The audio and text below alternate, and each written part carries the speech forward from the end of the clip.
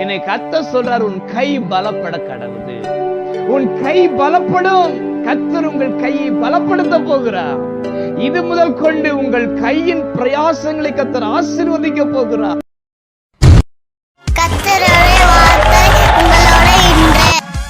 கர்த்தருடைய வார்த்தை உங்களோடு இன்று என்கிறதான இந்த தியானத்தின் மூலம் உங்கள் அனைவரையும் சந்திப்பதில் மிக்க மகிழ்ச்சி அடைகிறேன்.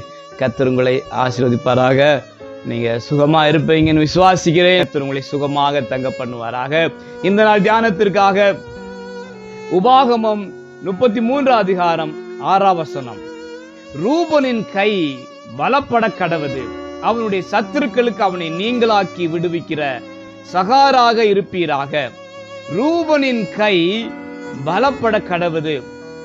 இங்கு மோசே இஸ்ரவேல் புத்திரை அழைத்து அவர்களை ஆசீர்வதிக்கிறார். அது ரூபனை குறித்து சொல்லும் பொழுது அவனுடைய கை பலப்பட கடவது. உங்களை பார்த்து இன்றைக்கு ஆசீர்வதிக்கிறார். உங்களுடைய கை பலப்பட கடவது. நிறைய பேர் சொல்றதை கேட்கிறோம், என் கை ஓட்ட கைங்க, எவ்வளோ பணம் சம்பாதித்தாலும் கையில நிக்க மாட்டேங்குதுன்னு சொல்றத பார்த்துடும்.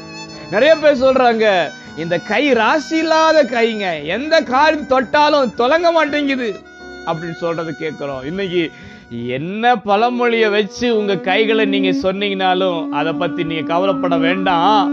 என்னை கர்த்தர் சொல்றார், உன் கை பலப்பட கடவுது. உன் கை பலப்படும். கர்த்தர் உங்கள் கையை பலப்படுத்த போகிறார்.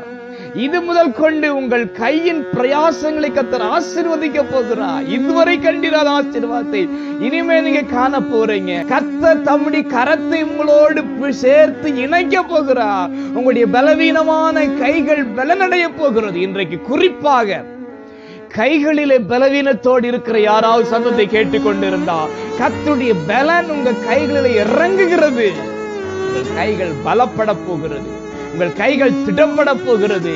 நீங்கள் கைகளினாலே செய்கிற காரியத்தில் பல மடங்கு ஆசீர்வாதத்தை காண போறீங்க. கர்த்தர் கையை பிடிச்சிருக்கிறாரு, கையை பலப்படுத்த போகிறார். இந்த நாளில் அந்த ஆசீர்வாதத்தை காண்பீர்களாக. கர்த்தர் உங்களை ஆசீர்வதிப்பார். God bless you.